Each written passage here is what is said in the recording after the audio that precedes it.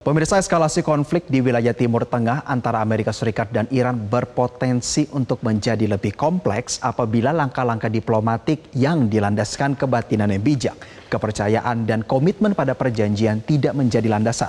Bagaimana perkembangan potensi diadakannya perundingan tahap 2 yang dijembatani Pakistan antara Amerika Serikat dan Iran? Pun Amerika Serikat terbuka, apakah Iran gayung bersambut? Kita cek faktanya sama-sama pemirsa. Kita awali dengan slide yang pertama. Kita awali dengan runutan peristiwa ketika Amerika Serikat dan Iran bisa dipertemukan untuk melakukan negosiasi secara langsung. Pada 7 April 2026 lalu, Amerika Serikat melalui Presiden Trump mengumumkan gencatan senjata 2 minggu untuk menyambut negosiasi perundingan yang berhasil dimediasi oleh Pakistan dan berlangsung selama 21 jam. Pada 11 hingga 12 April di Islamabad, Pakistan. Kita ingat waktu itu rombongan Amerika Serikat dipimpin oleh Wakil Presiden J.D. Vance, sedangkan Iran dipimpin Ketua Parlemen Muhammad Baghir Khalibaf. Dan poin-poin negosiasi tersebut diungkap bahwa mampu menyepakati sejumlah poin substansif, namun gagal dalam poin proliferasi nuklir. Dan perihal poin tersebut, pemirsa, Iran enggan untuk menyerahkan hak atas pengelolaan uraniumnya sebagai negara berdaulat. Dan setelah gagal, pemirsa, gencatan senjata yang diumumkan per 2 minggu per 7 April tersebut sebenarnya dijadwalkan untuk berakhir pada 21 April. Namun di tanggal 21 April, Presiden Trump mengumumkan perpanjangan gencatan senjata, namun sampai waktu yang tidak ditentukan. Presiden Trump juga mengungkap bahwa ini merupakan permintaan Pakistan, namun perihal Selat Hormuz, pemirsa, menjadi pengecualian. Ketegangan akibat blokade masih akan terjadi. Kita beralih ke slide selanjutnya. Untuk penantian terhadap potensi perundingan kedua di Islamabad, Pakistan, ya pemirsa, sayangnya ini tidak diiringi dengan ketenangan dan implementasi gencatan senjata yang murni pada rentan waktu sejak 13 April setelah negosiasi di Islamabad tanggal 11 dan 12 gagal dalam kesepakatan gencatan senjata. Ketegangan di Selat Hormuz ini tetap berlangsung dan ketidakpastian buka tutup hingga pengambil alihan kapal mewarnai ketegangan antara kedua negara di Selat Hormuz, bahkan pada kesepakatan gencatan senjata hingga saat ini. Dan dari sisi Amerika Serikat, ya pemirsa, kita bisa melihat bahwa ketegangan ini dipicu karena durasi gencatan senjata yang tidak pasti. Dan menekan negosiasi ini harus disepakati baru penghentian agresi bisa dilakukan. Dengan secara paralel nih ya pemirsa, tetap melakukan blokade militer di Hormuz, tetapi tetap terbuka untuk bernegosiasi. Kita bisa melihat ini sebagai sebuah gestur yang terbuka untuk berdiplomasi, tetapi tetap dengan kebatinan yang mengancam Iran. Sedangkan dari posisi Irannya sendiri, pemirsa, tetap pada posisi berpegang teguh bahwa blokade militer Amerika Serikat di Hormuz merupakan bentuk inkonsistensi terhadap gencatan senjata.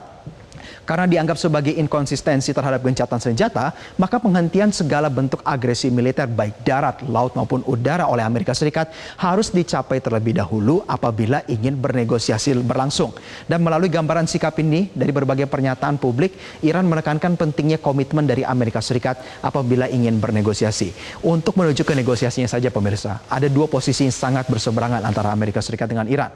Dan bagaimana dengan keinginan dari dua negara apabila kita melihat perkembangan setelah perundingan Islamabad 11-12 April 2026 lalu, kita melihat berbagai pernyataan publik kedua negara yang kita bisa jadikan gambaran begitu ya terhadap apa yang sebenarnya menjadi poin-poin negosiasi apabila perundingan kedua digelar. Kita lihat ya pemirsa, kalau dari sisi Amerika Serikat ini juga sesuai dengan apa yang disampaikan oleh Presiden Trump dalam unggahannya di Truth Social ya, bahwa menolak proliferasi nuklir dan pengembangan rudal balistik. Sedangkan Iran langsung secara konsisten mengatakan bahwa hak mengelola uranium itu merupakan hak yang dimiliki oleh negaranya untuk peruntukan lainnya dan mengungkapkan secara konsisten tidak pernah ditujukan untuk membangun uranium.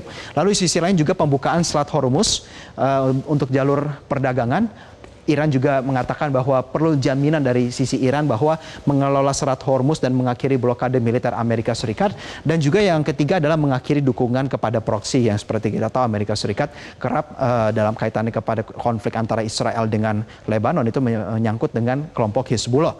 Dan juga di sisi lain dari pihak Irannya juga berharap menghapus sanksi ekonomi dan kompensasi ekonomi dampak dari perang dan mundurnya pasukan militer Amerika Serikat di kawasan Timur Tengah.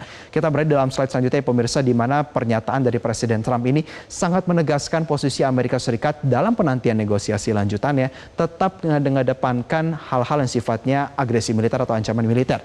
Dikatakan bahwa kami telah mengerahkan militer kita untuk melanjutkan blokade dan dalam segala hal lainnya tetap siap dan mampu serta akan memperpanjang gencatan senjata sampai proposal mereka diajukan dan diskusi diselesaikan dengan satu dan lain cara. Penegasannya pemirsa, diskusi dulu, sepakat dulu, baru mereka menarik pasukan mereka. Lalu bagaimana dengan respon daripada pihak Iran? Sedangkan dari sisi Iran, Ketua Parlemen Iran Muhammad Baghir Khalibaf menegaskan tidak akan bernegosiasi di bawah tekanan. Dengan secara tegas disampaikan, kami tidak menerima negosiasi di bawah bayang-bayang ancaman, dengan konteks ya pemirsa, bahwa Muhammad Baghir Khalibaf ini merupakan pemimpin rombongan daripada Iran saat bernegosiasi di Islamabad 11-12 April lalu, sehingga apa yang disampaikan oleh Muhammad Baghir Khalibaf ini tentu juga berdasarkan kepada kebatinan, ketegangan dan juga poin-poin deadlock dalam negosiasi yang berlangsung pada 11 hingga 12 April lalu.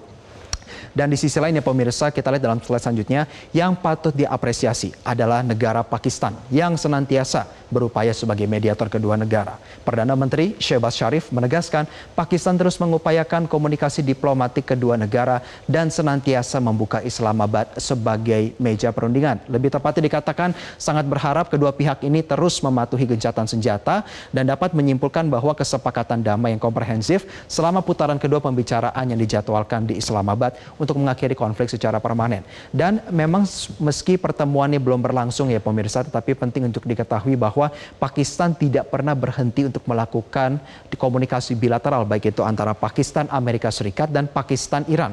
Karena seperti yang diketahui juga bahwa pemirsa, Pakistanlah yang meminta Amerika Serikat untuk memperpanjang gencatan senjata, sehingga pada momen-momen akan terjadinya potensi perundingan kedua di Islamabad masih dalam kondisi gencatan senjata, sehingga para pihak terkait ini bisa berpikir, bisa merumuskan ulang poin-poin mereka untuk nantinya bergabung dalam meja perundingan di Islamabad, Pakistan. Itulah tadi pemirsa fakta-fakta jelang kemungkinan Amerika Serikat kembali berunding. Kita tentu berharap dan mendorong resolusi perdamaian dapat diupayakan melalui jalur diplomatik, tidak dengan rudal balistik. Jelajahi cara baru mendapatkan informasi. Download Metro TV Extend sekarang.